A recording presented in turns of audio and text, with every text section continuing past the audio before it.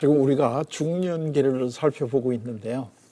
여러분들하고 이 중년을 이렇게 여러 시간 살펴볼 수 있는 이런 그 기회를 가져서 저는 굉장히 고맙고 기뻐요.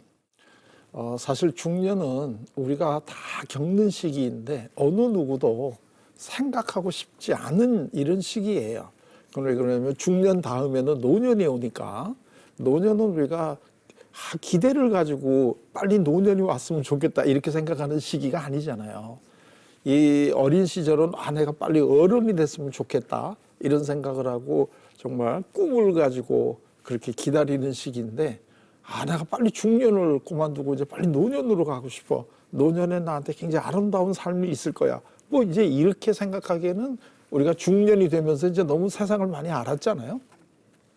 그러니까 누구도 중년에 대해서 생각하고 싶지 않아 해요.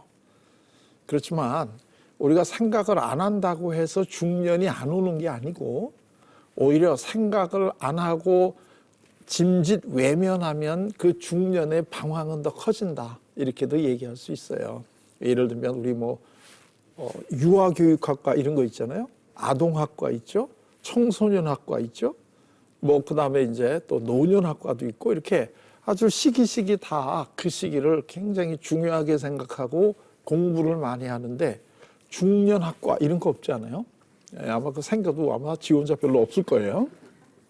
누구도 그걸 싫어하니까.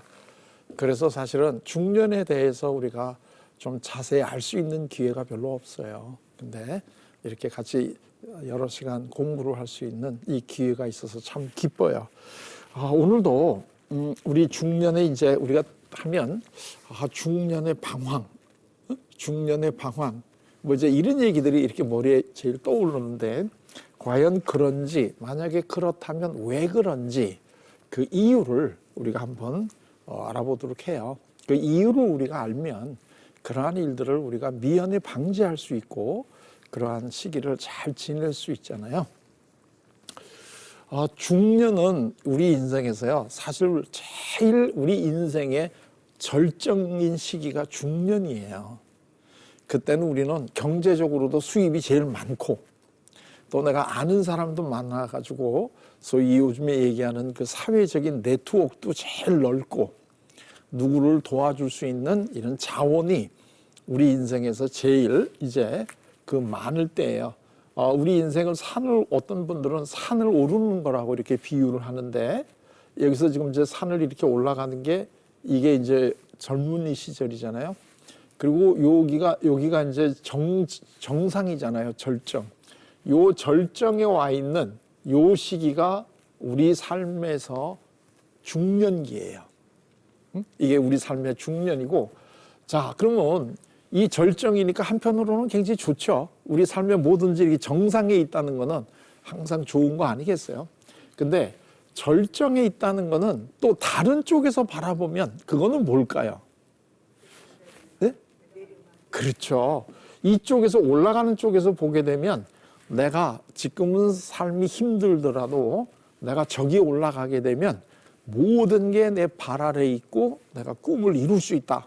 이런 생각으로 땀을 흘려가면서도 여기 올라가가지고 산의 정상에 서게 되면 모든 게 확 시야가 트이는 게 다 내 발 밑에 있잖아요.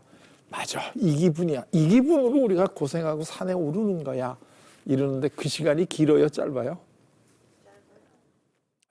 올라가는 고생에 비하면 상당히 짧아요. 그 감정은 굉장히 격렬할지 모르겠는데 짧고 그 다음부터는 이제 뭐가 남았어요? 내려가는 길이 남았어요. 내려가는 길이. 그래서 절정이라고 하는 거를 다른 쪽에서 바라보면 이거는 한계다 이렇게도 표현할 수 있어요. 그러니까 중년기라고 하는 거는 우리 삶에서 절정기임과 동시에 거기까지가 내가 올라갈 수 있는 제일 높은 데야. 거기까지가 내가 성공할 수 있는 제일 높은 데고 그 다음엔 뭐가 있어요? 내려가는 것밖에 없다는 거예요. 근데 대개 보면 이 산을 좋아하시는 분들이 그런 얘기를 하더라고요. 산에 오를 때 사고가 많이 나요? 산을 내려올 때 사고가 많이 나요? 산은 내려올 때 사고가 많이 난대요. 그러니까 우리 인생도 사실은 올라갈 때도 굉장히 조심하셔야 되지만 내려올 때도 많이 조심을 하셔야 되는데 그 제일 조심할 시기가 중년이라는 거예요.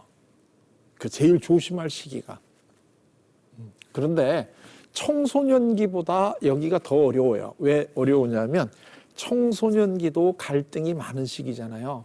근데 청소년기는 갈등이 많다는 걸 우리가 다 알아.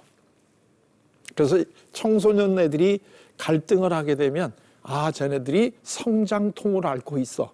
이제 이렇게 그거를 다 그래도 긍정적으로 지켜봐주고 청소년들의 그 시기는 누구 품 안에서 지금 방황을 해요? 부모 품 안에서. 그러니까 그나마 부모들이 그걸 다 이렇게 지켜주고 이 시기를 넘으면 이제 좋은 시기가 올 거다 하는 걸 다 알고 기다려주니까 괜찮아요. 그런데 중년이 돼서 내가 지금 힘들어 이렇게 얘기하면 옆에 있는 사람들이 어떻게 생각을 하세요? 그걸 성장통으로 생각을 하세요? 아니지. 저 사람은 이제 끝났다 이렇게 생각을 하는 거지. 한물 간 거야 이제. 그래서 중년은 내가 힘들다고 이야기를 못해. 그래서 중년은 속으로 우는 시기예요. 내가 힘들다고 누구에게 얘기를 못해. 내가 속으로는 많이 힘들고 체력이 딸리더라도 아직도 난 젊었다 하는 걸 보여주기 위해서 그냥 열심히 노력을 해가지고 숨이 막 차도 사람들 앞에서는 전혀 뭐 문제 없는 듯이 이제 이렇게 생활을 해야 되는 굉장히 슬픈 시기이기도 해요.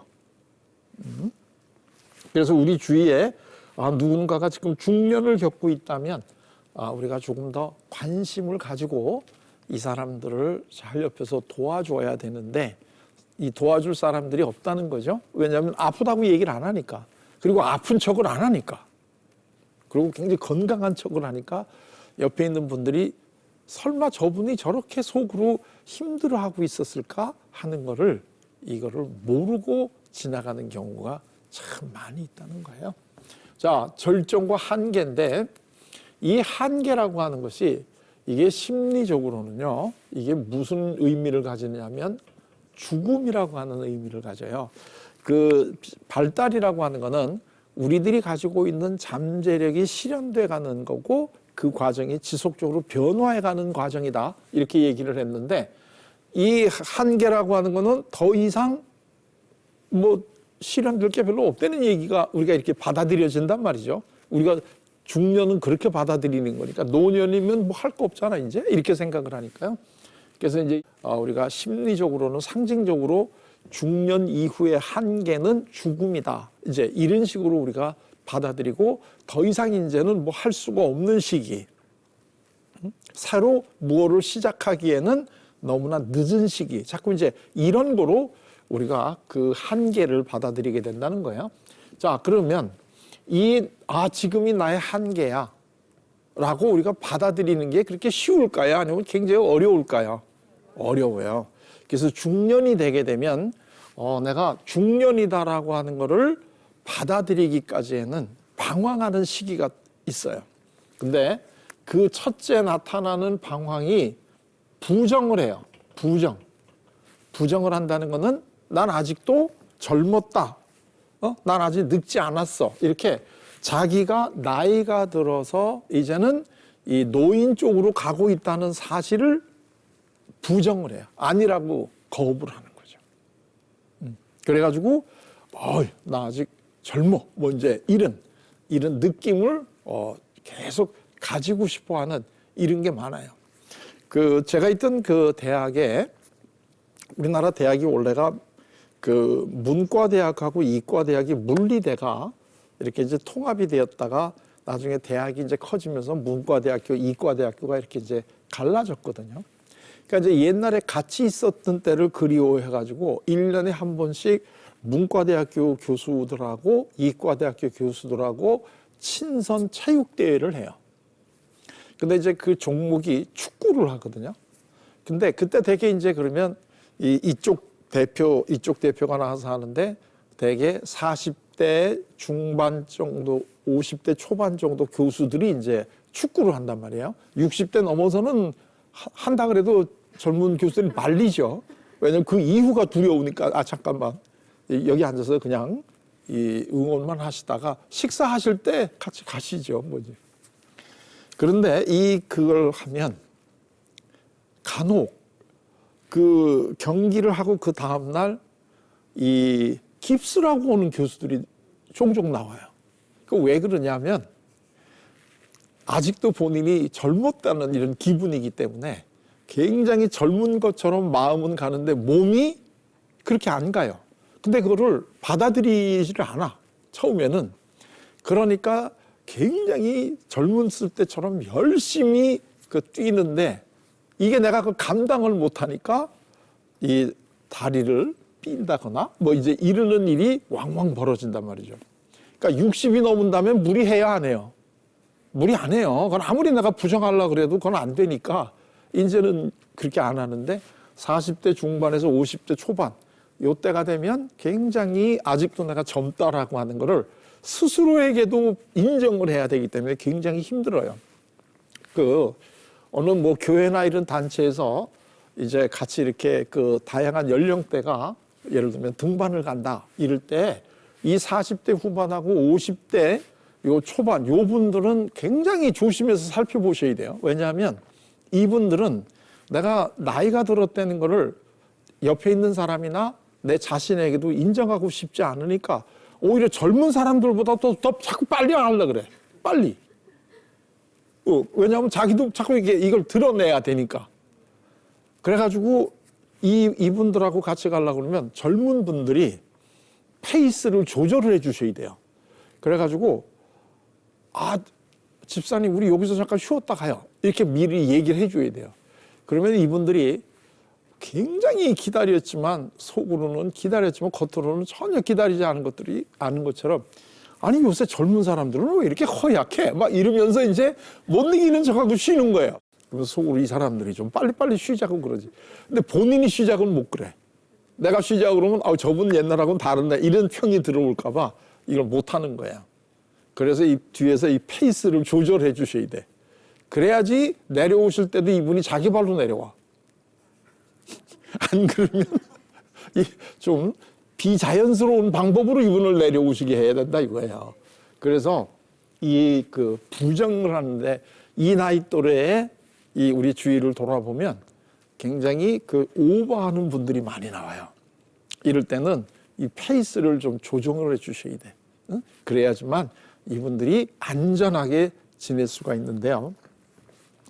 자, 내가 아직도 젊다 하는 걸 이제 내가 스스로 부정을 하고 젊은 기분으로 살아야 되는데 그러려면 내가 혼자서 나는 젊다 이래가지고 별로 의미가 없잖아요. 그거 굉장히 옆에서 보면 딱하잖아요. 본인이 자꾸 나 혼자 젊다 이러고 있으면. 그러니까 이제 옆에서 누가 젊다라는 거를 이렇게 얘기를 해줘야 돼. 그래야지 내가 젊었다는 게 효과가 있잖아요. 그런데 누가 얘기해 주는 게 효과가 있을까요? 누가? 아내나 남편이 해주면 참 좋죠. 근데 사실 아내나 남편이 별로 안 하시죠. 왜냐하면 이 사람이 젊었을 때부터 같이 살았기 때문에 지금 또 젊다는 얘기는 양심상 못해. 그래가지고 당신 아직도 젊었네 막 이런 얘기하기가 좀 쑥스럽기도 하고 또 가족들끼리니까 그런 얘기를 사실 별로 안 하죠. 근데 이게 사실은 우리가 일반적으로 여러분들이 이제 드라마라든가 이런 걸 보시면 아시겠지만 아직도 내가 젊었다 하는 이런 거를 인정받는 데는 제일 빠른 게 그리고 효과 있는 게 이성으로부터 와야 돼요. 이성. 응? 이성이라는 건 이 머리가 아니다는 건 아시죠? 그러니까 남자들 같으면 여성이 아직도 젊으셨네요. 이렇게 얘기할 때가 아주 이게 효과가 좋고 여성도 마찬가지죠. 여성도 이 이성이 남자가 아직도 참 젊으셨다 이렇게 얘기할 때 느낌이 확 온단 말이죠. 그리고 그렇다 하는 이런 느낌이 오는데요. 자, 그 이성이 자기하고 연배가 같은 이성 할 때 더 효과가 좋을까요? 아니면 어린 이성이 할 때 효과가 좋을까요? 그렇죠. 그러니까 자기보다 좀 나이가 어린 이성, 아직도 젊으셨네 이렇게 이야기할 때 훨씬 내가 그렇지 아직도 내가 젊을지 이런 그 느낌이 든단 말이에요. 그래서 대개의 경우에 이때가 되면 자기보다도 나이가 어린 이성과 가까워지는 이런 관계를 빠지기가 쉬워져요. 그런데 이 어린 이성이 대개 경우에 가족이 아니죠. 그래서 이 부정을 하는 이 시기의 심리를 이거를 본인이 스스로 하기 위해서 나오는 게 뭐냐면 옛날에는 이거를 로맨스 그레이라고 불렀어요. 그러니까 중년에 나타나는 외도. 그러니까 이 중년에는 뭐가 많이 나타나요? 외도가. 이 아침에 하는 되게 오전에 하는 우리 드라마들을 주로 이렇게 보시게 되면 우리가 막장 드라마라고 욕을 하면서도 계속 보잖아요.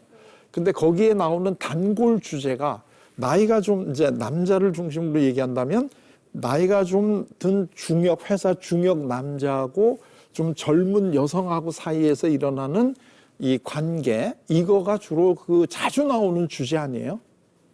그게 자주 나오는 주제라는 거는 우리 주위에 그러한 일들이 사실은 많이 일어난다는 얘기고 또 사람들의 마음속에 그때가 되면 그러한 마음이 많이 일어난다는 의미예요.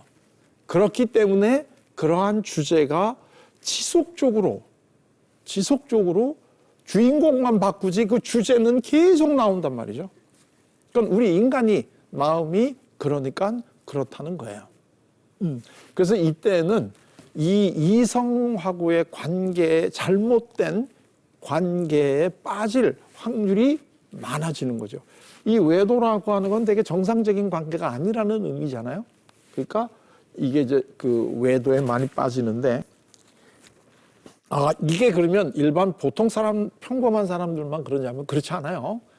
이건 역사상 굉장히 훌륭한 업적을 남겼다는 사람들도 전기를 보게 되면 여기에 이제 이런 식의 관계에 빠진 사람들이 많고 성서에도 물론 여기에 이러한 관계에 빠져가지고 이 본의 아니게 이 죄를 저지른 이런 사람들이 여러 나와요.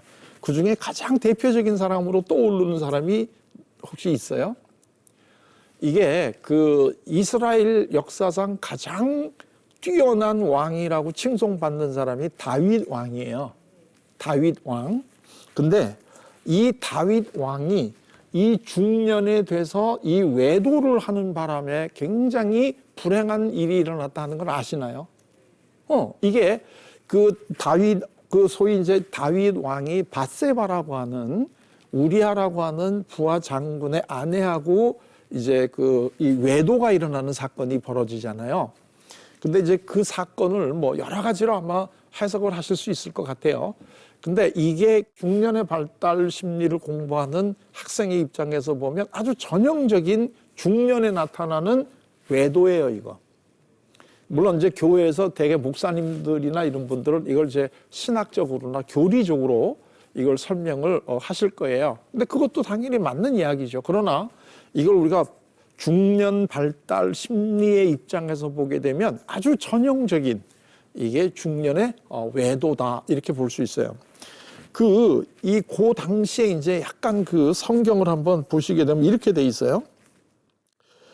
다음에 봄에 왕들이 출전하는 때가 되자 다윗은 요압에게 자기의 부하들과 온 이스라엘의 군인들을 맡겨서 출전시켰다. 왕들이 출전할 때가 됐는데 왕들이 출전할 때가 되면 다윗이 어떻게 됐어야 돼요? 당연히 출전했어야죠. 왕들이 갈 때니까. 젊었을 때 같으면 다윗은 혈기왕성하고 돌판매로 블레셋 대장을 이거를 죽이고 이런 사람이었으니까 굉장히 전쟁을 잘하는 젊었을 땐 그랬던 사람이잖아요. 그리고 이제 왕이 됐어요. 그러면 왕들이 이제 전쟁에 나가야 될 때면 다윗이 어떻게 돼야 돼요? 당연히 나가야 되죠. 근데 안 나가요. 왜? 이게 이제 중년이야. 이제 기력이 딸려요.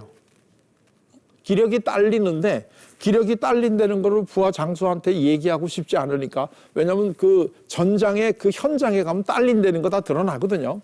그러니까 이제는 안 나가. 그리고 휘하 장군을 먼저 보내. 그러니까 휘하 장군이 다 전쟁에서 이긴 다음에 마지막에 와서 이제 그것만 하면 된다. 이제 이렇게 되는 거란 말이에요. 그러면서 그러나 다윗은 예루살렘에 머물러 있었습니다. 어느 날 저녁에 다윗은 잠깐 눈을 붙였다가 일어나 왕궁의 옥상에 올라가서 거닐었습니다. 이 사람이요, 이 낮에 지금 오후에 자고 있어요.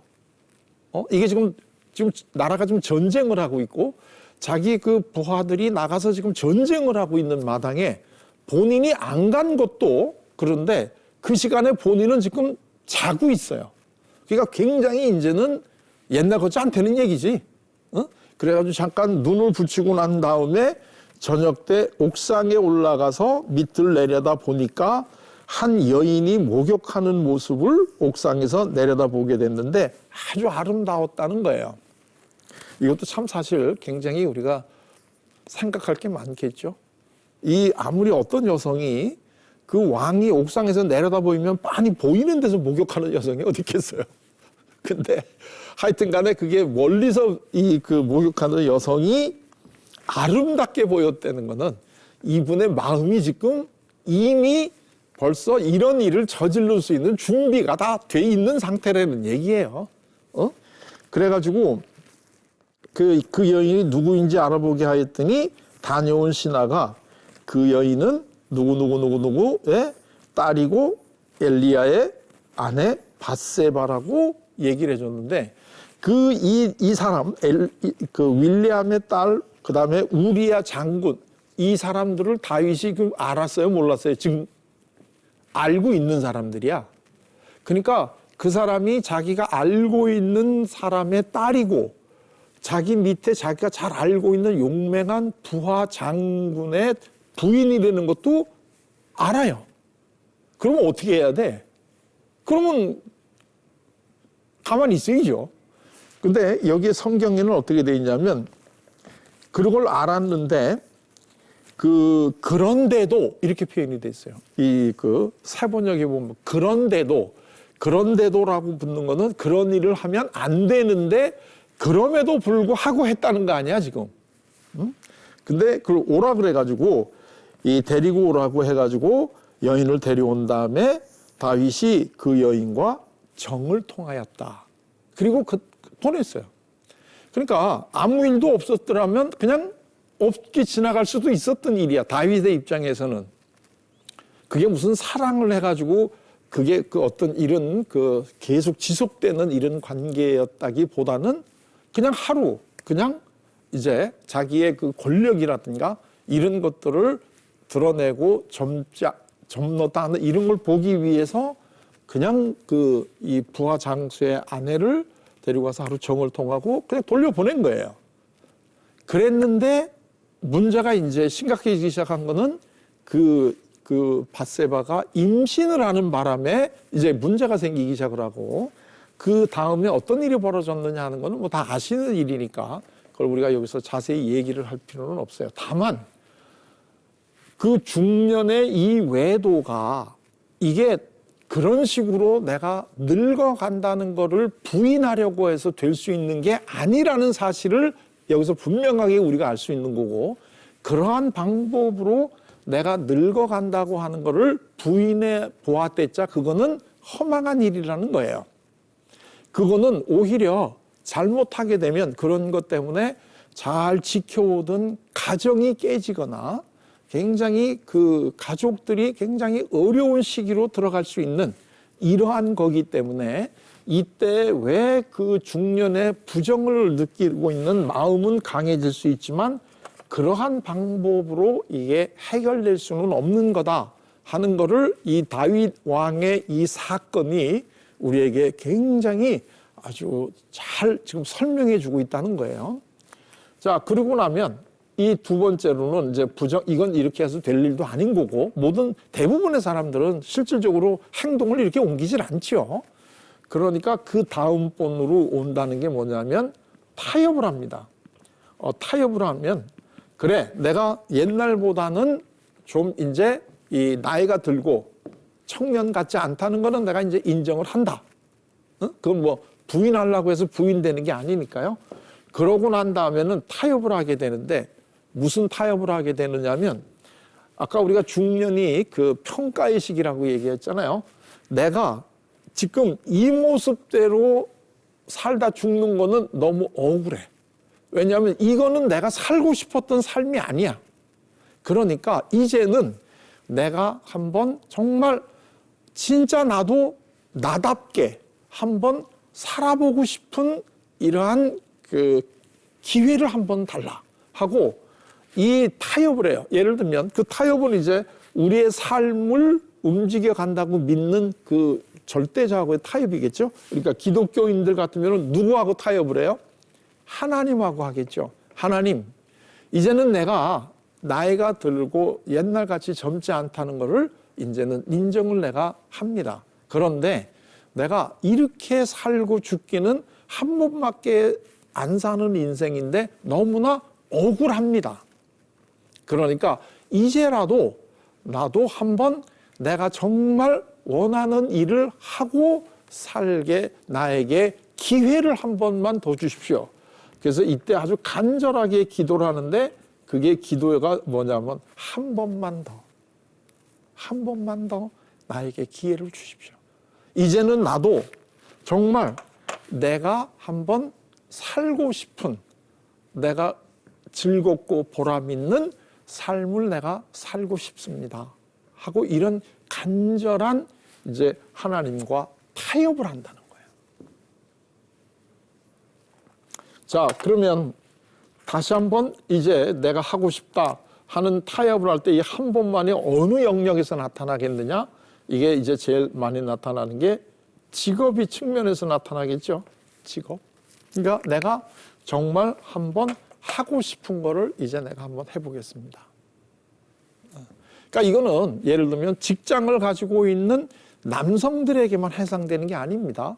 예를 들면 그 우리가 이 그 가정을 잘 이제 관리하고 자녀를 양육하는 소위 전업주부라고 이제 하시는 분들도 똑같이 마찬가지입니다. 나의 삶이 이 가정을 지키고 자녀를 양육하는 것만이 내가 진짜 살아갈 수 있는 유일한 길은 아니에요. 그것이 굉장히 귀한 일이고 또 상당히 그 소중한 일인 것은 사실이지만 그러나 그것만 우리 인생에서 해야 될 일은 아닌 거예요. 우리 모두 적성에 맞아서 내가 애 키운 거 아니에요.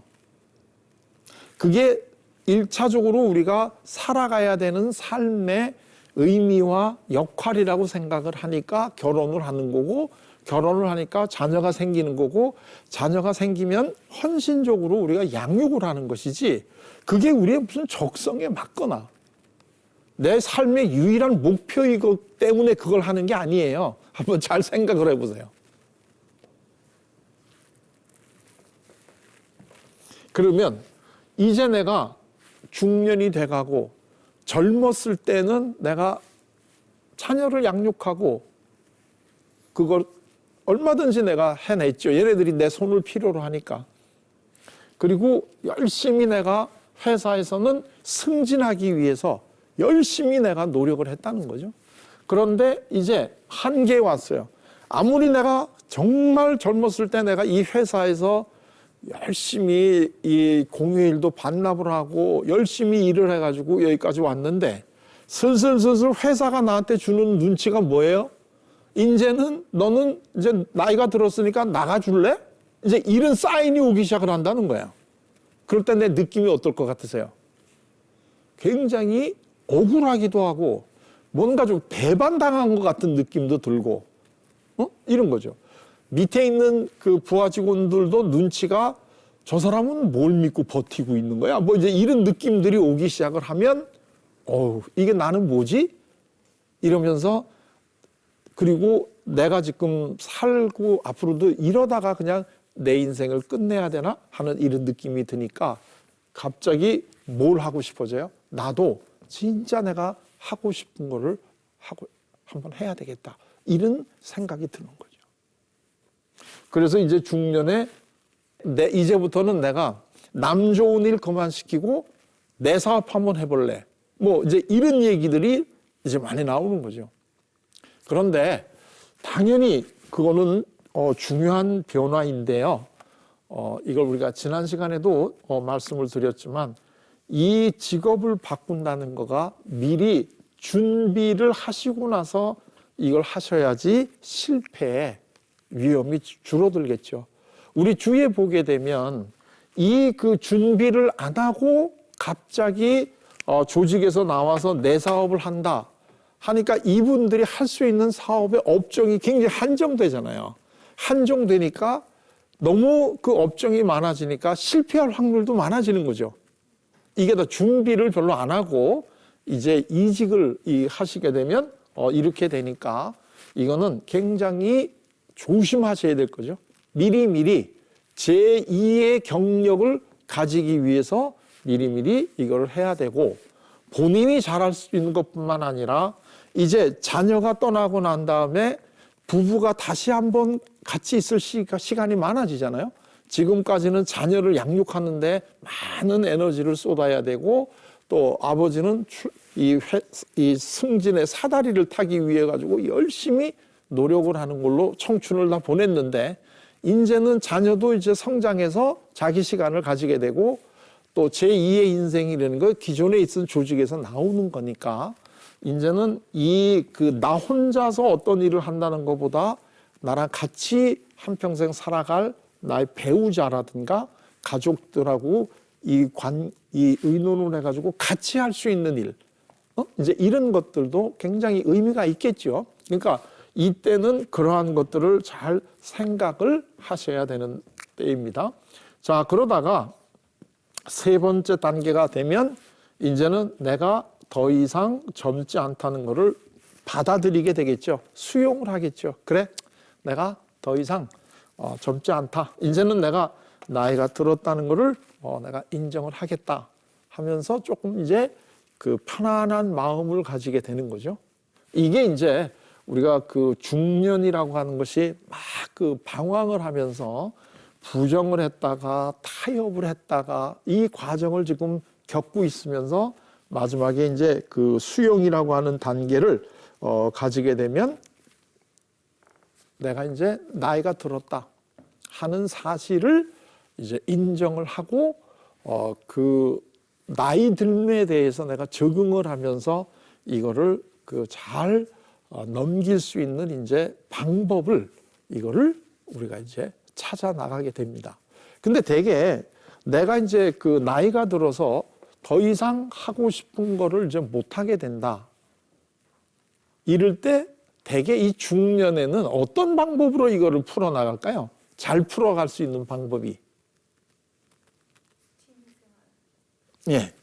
뭐 취미 생활을 한다든가 지금까지 안 했던 이제 이런 것들을 하는 방법이 아주 중요해지겠죠. 자, 그러면 이렇게 한번 봐요. 우리 삶이라는 게 각각의 삶의 과제가 있다 그랬잖아요.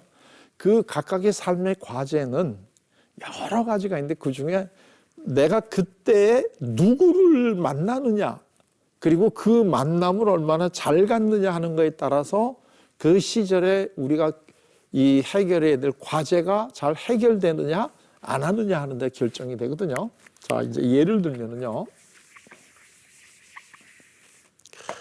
제일 그 어린이, 태어나서 가장 어린이 시기에는 누구를 잘 만나야 될까요? 얘네들 앞으로 잘 살려면.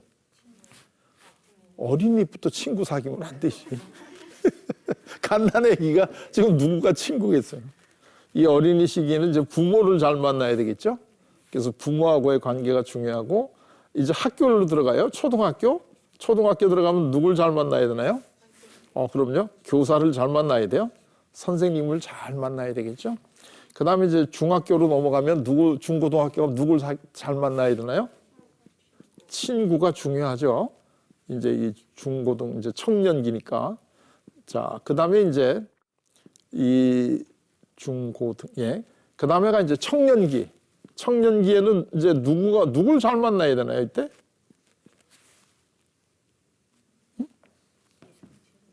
그렇죠. 이성 친구를, 이건 이제 청년이 되면 사랑 이제 이런 게 필요하니까 이성 친구고 이성 친구 줄 잘 만났다가 이제 그럼 우리 한평생 같이 할까? 뭐 이제 이렇게 되는 게 그러니까 예를 들면 뭐 배우자. 옛날에는 배우자 그랬는데 요즘에는 이제 배우자가 아닌 경우도 많이 이제 우리 그 삶의 형태가 달라지니까 결혼을 안 하고도 뭐 가깝게 지낼 수 있고 이제 여러 가지가 있잖아요. 근데 이제 그냥 배우자 이렇게 우리가 대표적으로 얘기를 하자고요. 자, 그러면 이제 중년기가 됐어요. 중년기에는 누굴 잘 만나야 될까요? 이게 누구냐면 이게 자녀예요, 자녀. 중년이 되면 자녀가 굉장히 중요해져요. 자녀가. 그런데 아기가 어렸을 때도 굉장히 우리한테 중요하지 않냐? 물론 중요하죠. 그런데 그 아기가 갓 났을 때 이 부모들은 지금 청년이란 말이에요. 청년들은 지금 제일 청년기에 해야 될 과제가 뭐예요? 내가 빨리 열심히 일해가지고 내가 그 분야에서 지금 성공하고 뭐 이제 이런 게 내가 굉장히 중요한 거지. 이 그 아기가 굉장히 중요하다 그래가지고 일하러 안 나가고 매일 나 아기만 볼게 이래가지고 안 되겠죠. 그러니까 일이 중요하고 그런데 중년이 되게 되면 이제는 나는 내 일로부터는 어떻게 돼요? 조금씩 멀어져 가는 거란 말이에요. 그러면 나는 내가 하고 싶었던 이 꿈이 있어요. 근데 이 꿈을 다 하고 싶은 걸 다 이루고 이 세상을 하직하는 사람이 있나요? 없나요? 그런 사람은 없어요. 그런 사람은 없어요. 다 자기가 생각했던 꿈은 우리는 다 이루지 못하고 가요. 그런데 너무나 아쉽지 않아요? 내가 이걸 한번 해보고 싶은데 거기까지 내가 못 가니까 너무나 아쉬운데 내가 못한 거를 누군가가 계속 이어서 잘 해주면은 그래도 내가 마음이 좀 편하지 않을까요? 그러면 여한이 없지 않을까요? 죽어도? 왜냐하면 내가 못했던 거, 하고 싶었지만 못했던 거를 누가 계속 이어서 해준다면 나는 굉장히 기쁘겠죠. 근데 내가 가지고 있었던 꿈, 내가 하고 싶었던 어떤 일, 이거를 결국은 내가 다 못하는데 그거를 누가 해줄 때 제일 내가 죽지 않고 계속 꿈이 살아있다라고 하는 느낌을 가질 수 있을까요? 그게 자녀가 되는 거예요. 그게 자녀가 되는 거예요. 그러니까 나이 든 사람들 이렇게 보시게 되면 자기가 그 가업을 자녀가 물려받았다 이럴 때 굉장히 기뻐하지 않아요?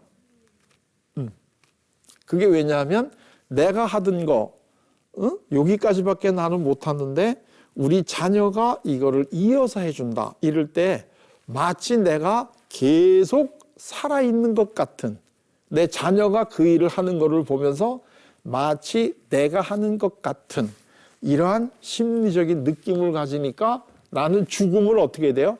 안 맞는 거죠. 우리가 원래가 생물학적으로도 그래요. 생물학적으로도 내 자녀는 나의 이 유전자를 계속 이어나가고 있잖아요. 나의 자녀는 나의 유전자의 반을 가지고 있잖아요. 그러니까 내가 태어나가지고 자녀 둘을 이 세상에 남기면 본전이죠. 그리고 셋부터는 남는 거지. 나의 유전자가 계속 우리 자녀를 통해서 그게 이렇게 내려가니까. 근데 그게 생물학적으로 뿐만 아니라 심리적으로도 나의 자녀들이 내 일을 해주게 되면 나는 계속 한계를 느끼는 게 아니라 쭉 이어져 가는 내 꿈이 내가 생각했던 목표가 이어져 가는 것 같은 그런 느낌을 가지게 된다는 거예요. 그런 의미에서 중년에는 자녀가 아주 중요해지는 거죠. 그러니까 부모가 젊고 아기가 어렸을 때 그 자녀들은 부모들에게 양육 동기를 충족시켜 주죠. 이 양육 이렇게 키우려고 하는. 그래가지고 얘 하루하루 커가는 걸 보니까 너무나 기쁘다. 얘를 잘 키울 수만 있다면 나는 무슨 일이든지 할 수 있어. 되게 이제 이러한 느낌을 이제 양육 동기를 가지게 되는데 중년이 되게 되면 이 자녀가 주는 의미는 뭐예요? 내가 못한 것. 아쉽게도 여기서 내 인생은 끝나야 되는데 이거를 계속 우리 자녀들이 이어서 해주면 참 좋다, 든든하다 하는 이런 느낌을 가지게 되는 거예요. 그러니까 중년이 되면 내가 하는 것에서부터 우리 자녀가 하는 걸로 넘어간단 말이죠. 그러니까 내가 더 잘 되는 게 아니라 이제는 우리 자녀가 더 잘 됐으면 좋겠다. 젊었을 때는 내가 열심히 해서 내가 출세해야 되고 이래야 되는 마음이었는데 중년이 되면 이제 우리 자녀들이 잘 됐으면 좋겠다 하는 이런 마음으로 넘어간다는 거예요. 그러면서 이 중년을 잘 이제 마감을 하게 된다는 거죠. 그 중년의 기도라고 하는 이렇게 이제 돌아다니는 이 기도문이 있어요. 그게 뭐냐면 이런 거예요. 하나님, 저에게 주실 복이 아직도 남아 있다면 그 복을 이제는 자녀에게 주십시오. 아직도 나에게 주실 복이 남아 있으시다면 그 복을 이제는 자녀에게 주십시오. 이런 기도가 중년의 기도예요. 그러니까 여러분들 중에서 나도 모르게 이런 기도를 하고 있다 그러면 이제는 중년에 깊이 들어오셨다. 이렇게 생각하시면 돼요. 이제는 내가 잘 되는 것보다도 우리 자녀들이, 내 후손들이 잘 되는 게 더 기쁘게 되고 그런 과정을 통해서 내가 느끼는 한계, 심리적인 죽음을 나는 벗어나는 이러한 그 마음을 가지게 되는 거죠. 자, 그러면 오늘은 여기까지 하도록 하겠습니다. 자, 수고하셨어요.